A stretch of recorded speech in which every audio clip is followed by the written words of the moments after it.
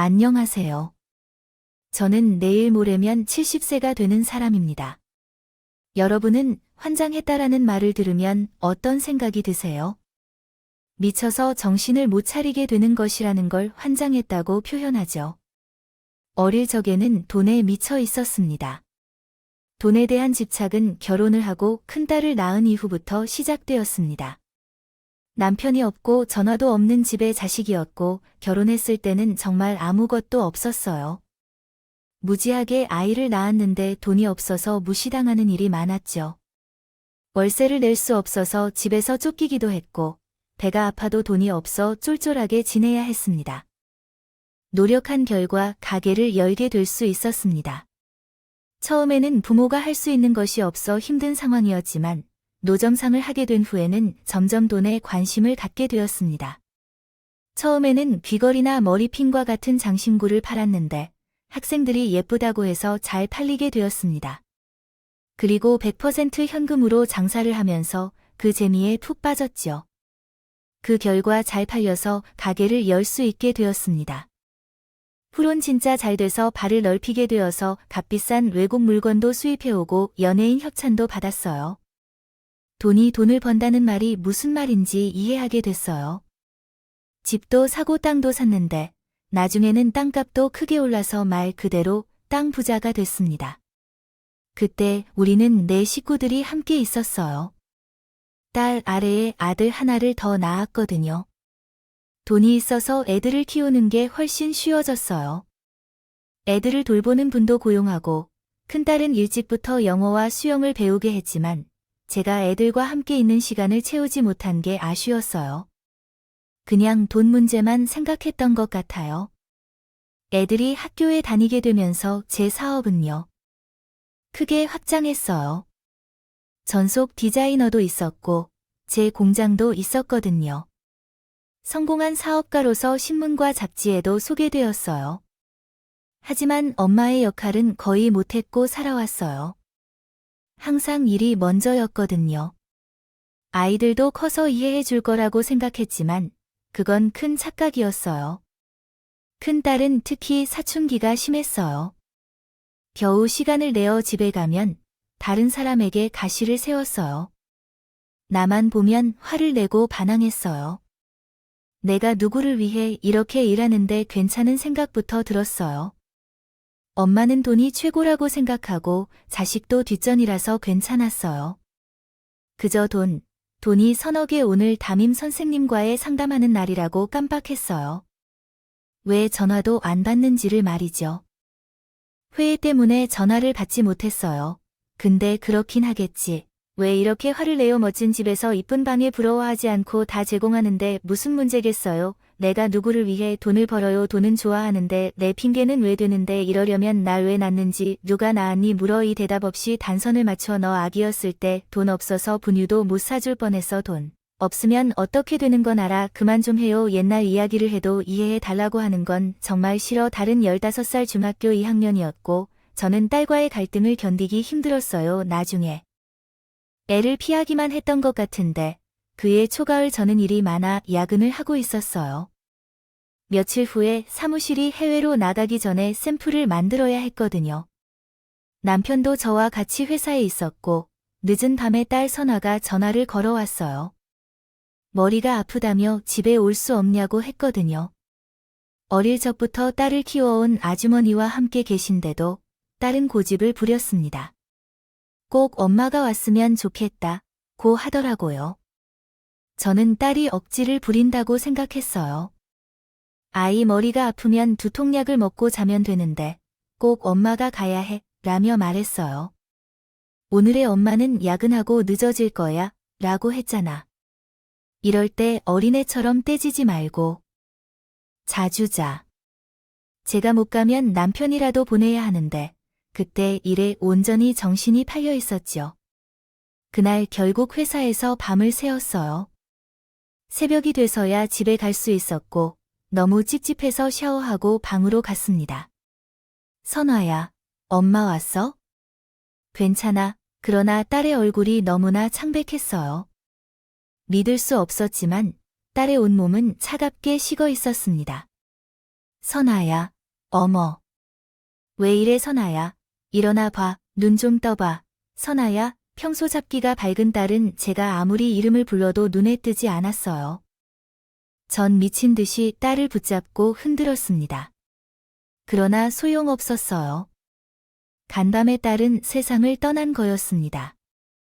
믿을 수 없는 현실에 전 기절하고 말았어요.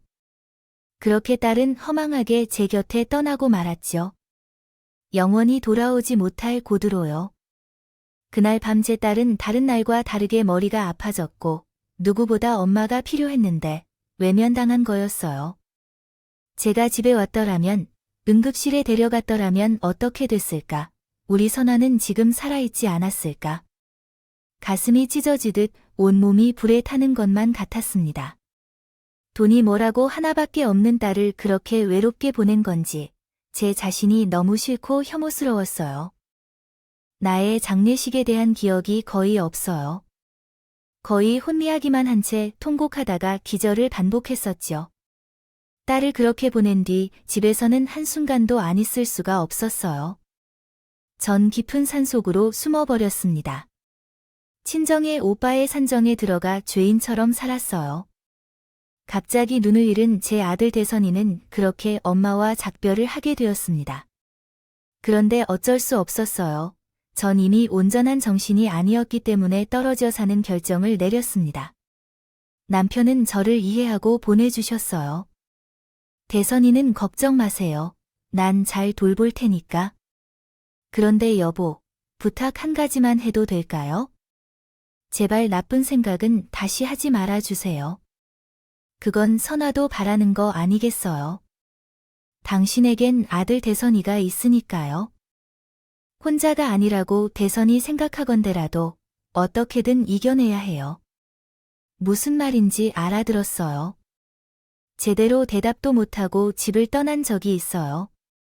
강원도 깊은 산골에 들어가 죄인처럼 지냈어요. 스스로를 버려버린 거죠. 냉골에서 먹을 것도 제대로 없었지만 몸이 힘들어서 나왔어요. 아픔을 견디기 위해 그렇게 해야 했어요. 2에서 3일 굶는 것은 이번뿐이 아니었어요. 그러다가 쓰러져 죽을 위기도 넘겼지만 마음이 고쳐졌어요. 남편 말대로 이렇게 죽어서 딸을 만나면 원망할 것 같았어요. 그래서 조금씩 먹기 시작했어요. 마음을 추스르기 시작했어요. 그 사이 아들은 엄마 없이 자랐어요. 남편이 아들을 다 케어하고 혼자 키웠죠. 그 또한 슬픈 운명이었어요. 그렇게 10년이 훌쩍 넘는 시간이 흘렀고 아들은 25이 됐어요. 그제야 군대를 가게 되었죠. 아들이 입대한다는 남편의 전화를 받고 저는 산에서 내려올 결심을 하게 되었어요. 오랜 세월 산에서 지내면서 마음의 병은 나아졌고 아들이 너무나 안쓰럽게 여겨졌죠. 그렇지만 가기 전 일주일이라도 함께 지내고 싶었어요. 그리고 아들을 보게 된 날, 저는 감격하고 말았습니다. 우리 대선이가 너무 잘 커졌더라고요. 머리가 희끗한 남편 옆에 있을 때의 기분이 너무 좋았습니다. 젊을 적에는 남편을 닮은 아들이 있었어요. 대견함과 슬픔이 한꺼번에 밀려들었죠. 아들이 장성한 청년이 되도록 난 무엇을 했나 고민했어요. 엄마 없이 잘 자라준 아들에게 고맙기도 하고 미안하기도 했죠. 그리고 놀랍기도 아들은 저를 원망하지 않는다고 했어요. 오히려 제가 이해한다는 그 말이 더 가슴을 아프게 했죠. 어머니, 울지 마세요.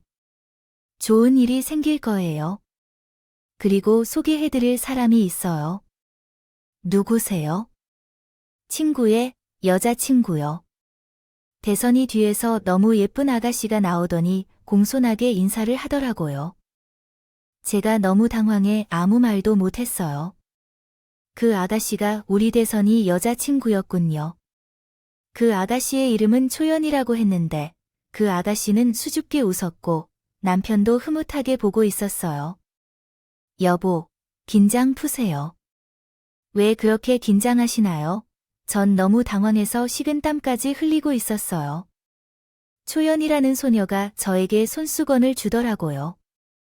어머니, 이걸로 땀 닦으세요. 제가 어머니를 위해 준비한 건데요.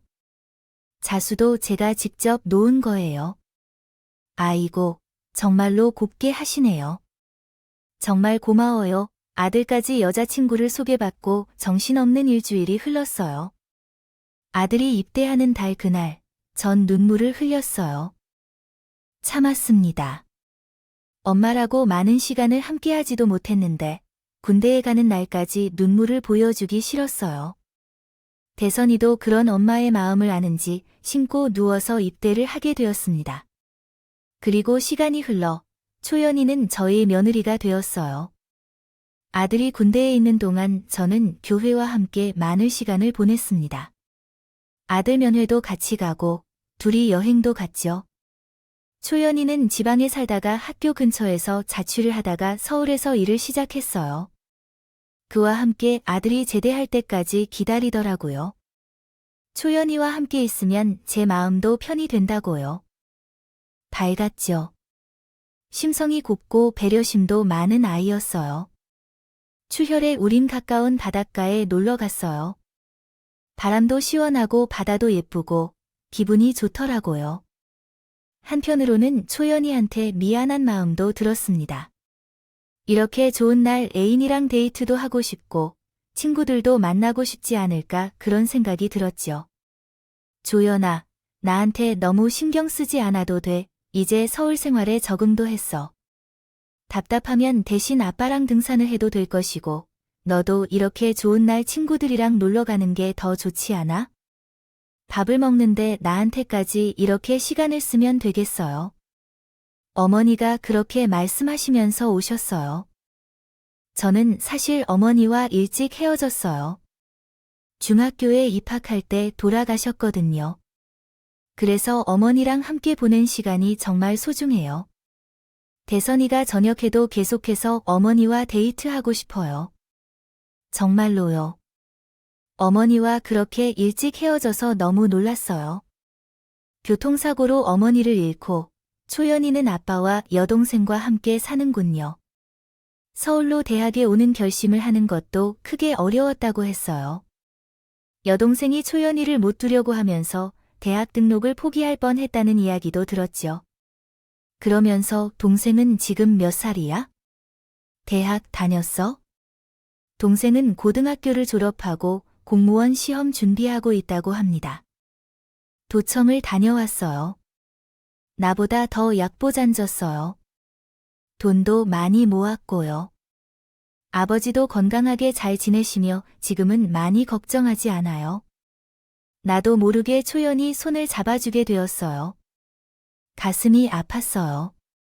아무것도 모르고 태어난 아이들이 너무 일찍이 큰 아픔을 겪었다는 생각이 들었어요.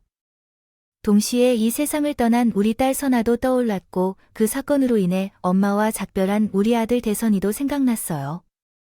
미안해. 정말 미안해. 나와 초연이 우는 소리에 끌려 안아주다가 그 아이의 진심을 알고 나서 우리는 더 친밀해졌어요. 솔직히 말하면 죽은 딸마저도 살아 돌아온 것 같았어요. 서로의 생일을 꼬박꼬박 챙겨줬어요. 초연이의 생일에는 저를 집에 불러 미역국도 끓여주고 갈비찜도 해줬죠.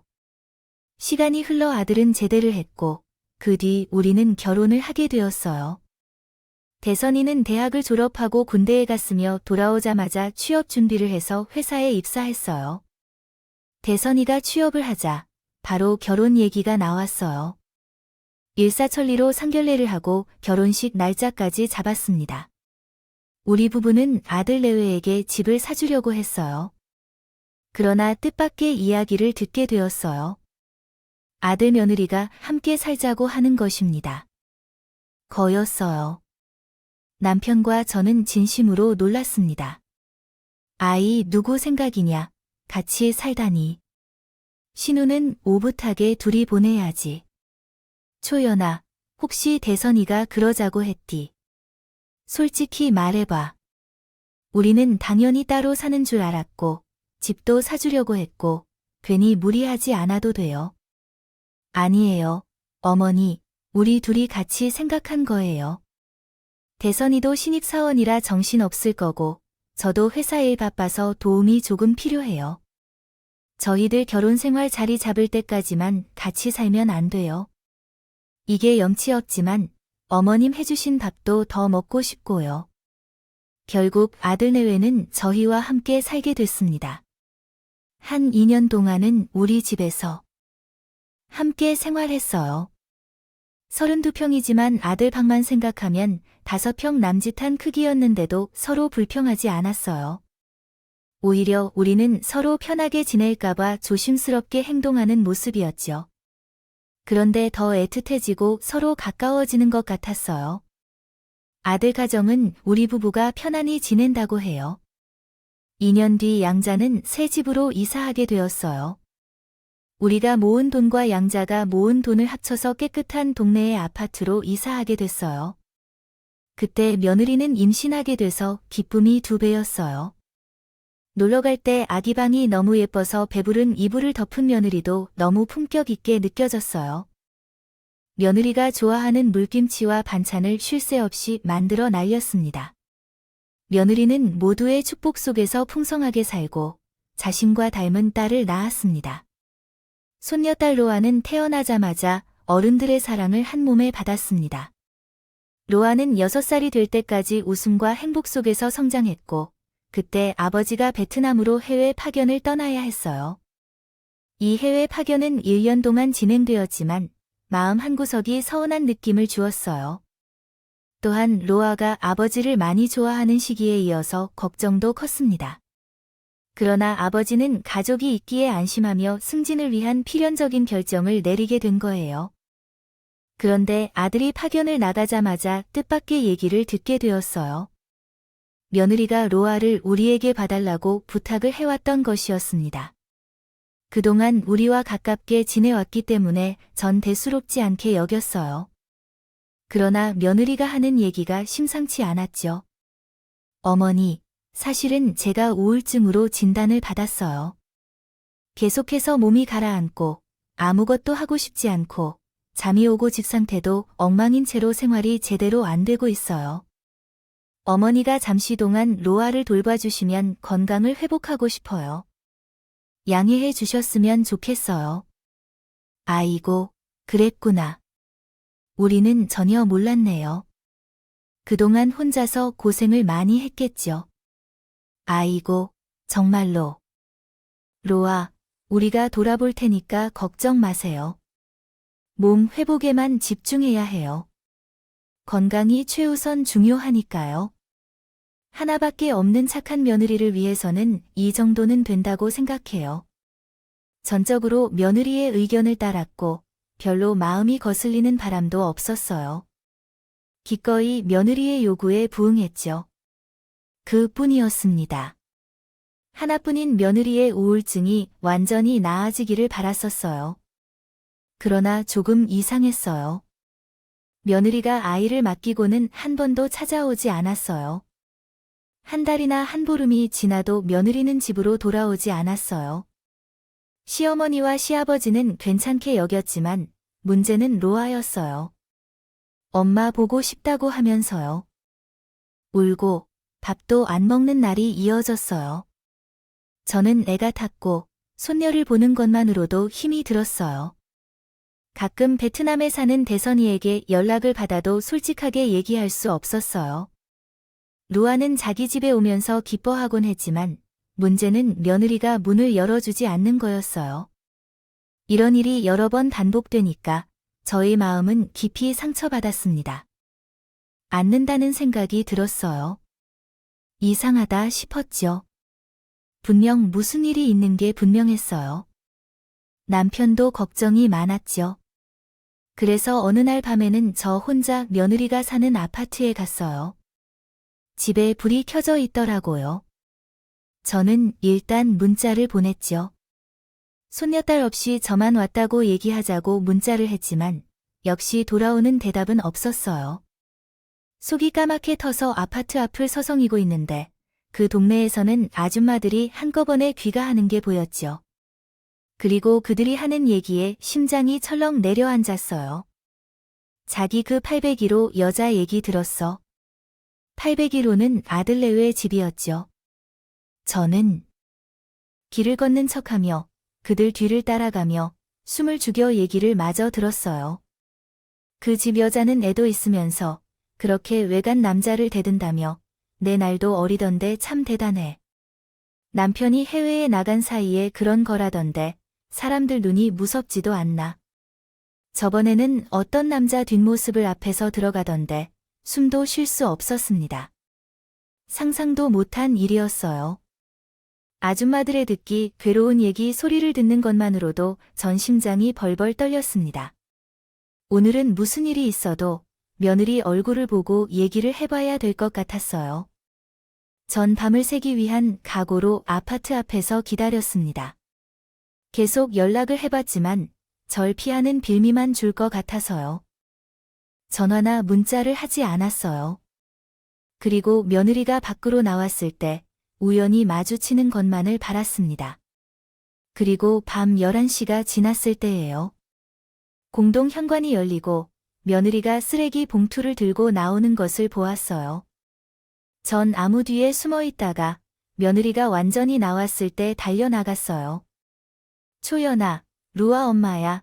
며느리인 저희 보자 크게 놀라 하더라고요. 저는 도망치려는 며느리를 붙잡고 떨어뜨렸어요. 이 매정한 곳사, 루아가 얼마나 널 보고 싶어 하는지 알아요? 밤새 엄마만 자꾸 밥도 안 먹어요. 무슨 일이야? 도대체 무슨 일이냐고. 너 우울증에 걸려 아무것도 못하겠다며 회복에만 집중하고 싶다고? 그런데 이게 무슨 일이냐?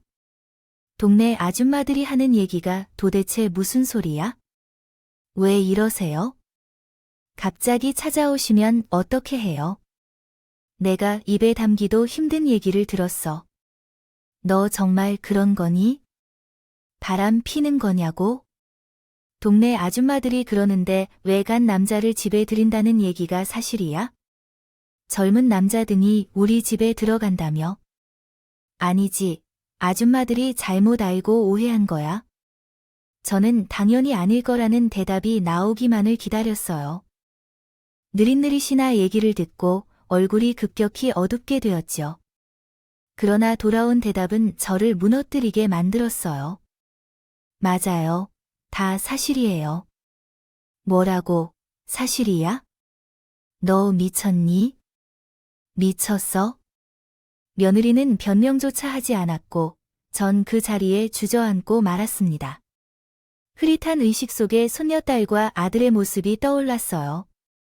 저는 며느리 다리를 잡고 오해를 풀어요. 내가 어떻게 이럴 수 있느냐고? 그 소문이 어떻게 사실일 수 있느냐고?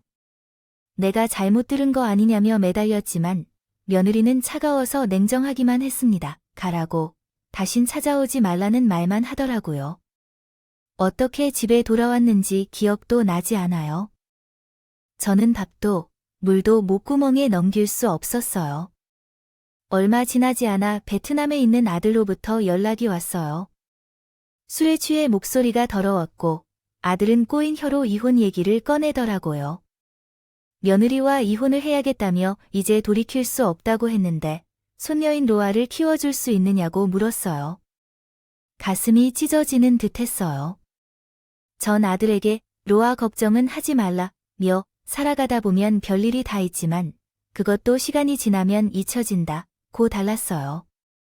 곁에 있으면 안아주기라도 할 텐데 먼 나라에 있는 아들과 통화밖에 할 수 없으니 제 마음은 더 터질 것 같아요. 들어가지 마, 로아. 걱정하지 마. 엄마가 정성스럽게 키울 테니까. 그리고 아들아, 사람의 마음 한 번은 흔들릴 수 있어. 로아, 엄마가 이혼을 하자고 해도 한 번쯤은 물어보고 살아가는 거야. 거기서 성급하게 결정하지 말고 서울에 와서 제대로 얘기를 해보는 게 어떨까? 얼마나 오랫동안 만나왔는지, 어떻게 이혼이 이렇게 쉬운지. 하지만 아들은 화를 낼 뿐이었어요. 젊은 날에는 쉽게 용서할 수 없겠지만 로아를 봐서 다시 생각해보라는 거 알아들었고 타일러도 봤지만 소용이 없었어요. 남편과 저는 크게 상심하였죠.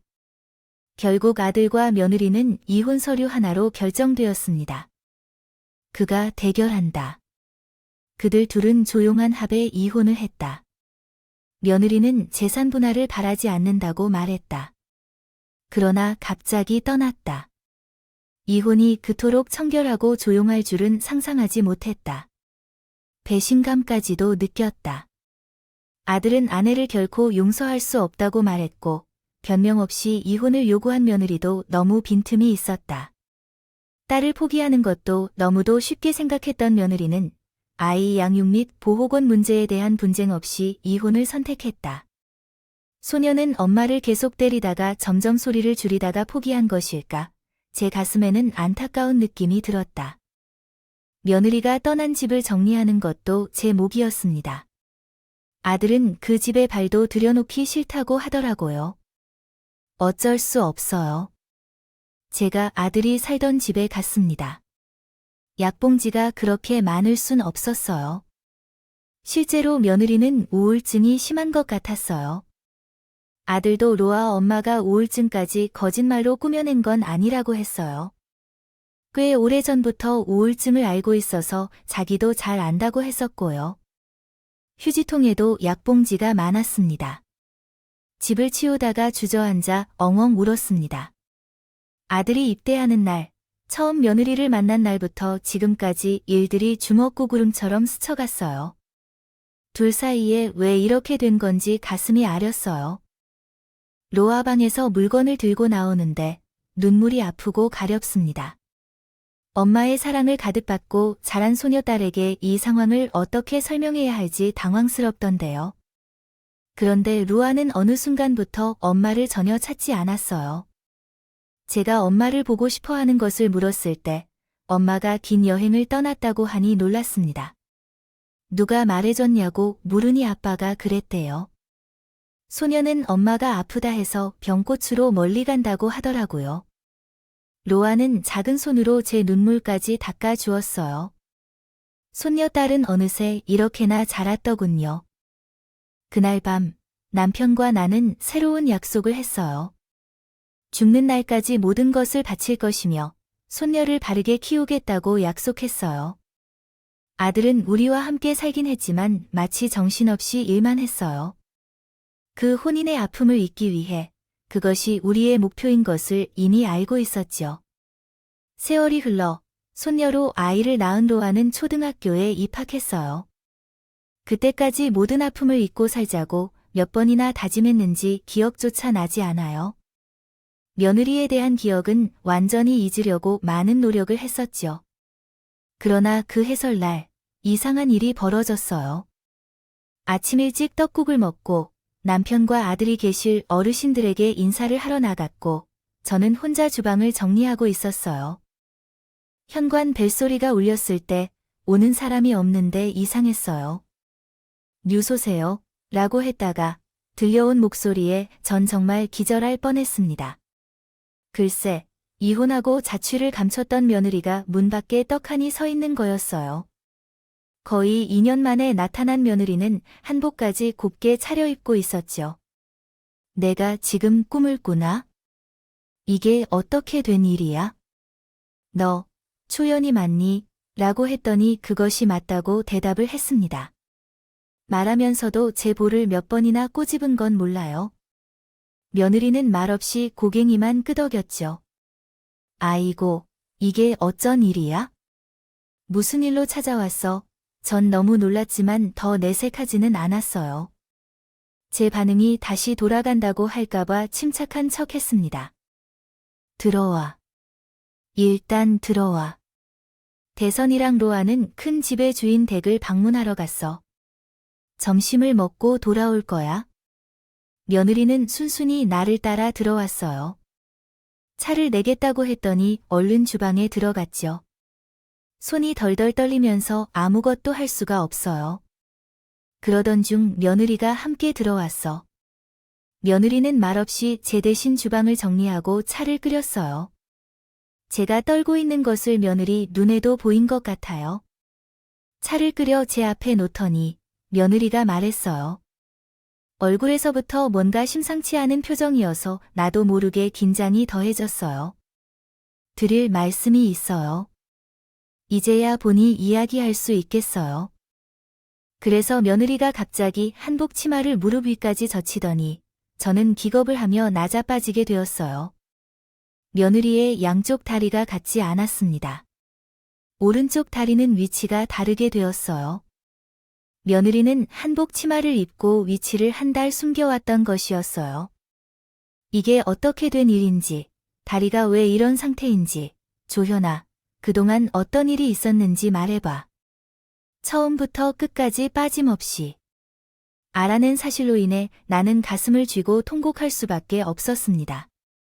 며느리는 2년 전 고륙종 진단을 받았었던 것이었어요. 뼈에 생기는 종양이라고 했어요. 2년 전에 너무 늦게 발견돼 다리를 절단하게 됐는데 그것으로 끝나지 않았대요. 종양세포가 정상세포를 파괴하면서 지금은 온몸이 암세포로 전이됐다는 얘기였어요. 다리를 절단하고 항암치료로 괜찮아졌다고 생각했지만 다시 재발됐다는 거예요. 가슴을 치며 물었죠. 그래서 그때 우리 가족을 외면하고 사라졌던 거니까요. 이상한 소문도 다 맞다고 하고 그럼 바람도 안 피웠는데 폈다고 한 거네요. 어머니야, 일이 어째서 이런지 어떻게 해야 할지. 저는 실수를 범한 것 같아요. 다시 작성하겠습니다. 나는 무너져 내렸는데 엄마는 차분한 표정으로 말을 이어갔어요. 이미 많은 것을 내려놓은 모습이었어요. 어머니, 그때 나는 정신이 없었어요. 우울증도 심했고 상처도까지 생겼다고 하니 너무 무서웠고 두려웠어요. 숨쉬기조차 고통스러웠고 어린 로아를 보면 더 슬프고 고통스러워 견딜 수가 없었다고 해요. 그 얘기를 어떻게 입으로 할 수 있겠어요. 나도 믿기 힘들었어요. 그래서 남편과 시어머니에게도 사실을 말하지 않고 혼자만 알고 있었어요. 모든 것을 혼자 감당하고 이혼을 결정하는 것만 생각했어요. 동네 사람들의 소문에 대해서도 입을 모르겠어요. 병원에서 치료를 받고 돌아오면 걷지도 못할 것 같았어요. 요양보호사의 도움을 받았는데 그것이 동네 이웃들의 의심을 샀었습니다. 그 모습은 마치 술을 마셔 인사불성이 된 사람처럼 보였을 겁니다. 동네 사람들의 의심을 사기에 좋았을 겁니다. 전 며느리를 붙잡고 통곡했어요. 시큰둥해서 그러면 그렇다고 말을 해주지. 너 그렇게 가버리고 우리가 어떻게 살았는지 알아? 넌 혼자 얼마나 많이 고생했냐? 가족이 뭐냐? 힘들고 외로울 때 서로 도와야지. 큰 오해를 하게 만들어 놓고 너 이럴 수 있어? 초연아, 널 어떡하면 좋으니? 이렇게 미련하게 착한 건 아니야. 중학생 딸을 하늘나라에 보내고 더는 후회할 일이 없을 줄 알았는데 아니었습니다. 가슴이 미어졌습니다. 아프고 힘들어서 집에서 은둔하던 며느리는 내가 바람핀이라는 제 질문에 엉뚱한 실마리를 잡고 일을 진행시켜 주었습니다. 믿었던 시어머니가 그런 말을 하니 더 절망적이었을 것이고요. 아니라고 해명할 힘조차 없었다는 생각이 들었습니다. 미안하다, 조연아. 내가 잘못했어. 그 사람들 말만 믿고 바람이라는 말을 입에 올린 것부터 잘못이었어. 내가 죽을 죄를 졌다. 다 내 잘못이야. 못난 내 탓이야. 아니에요, 어머니.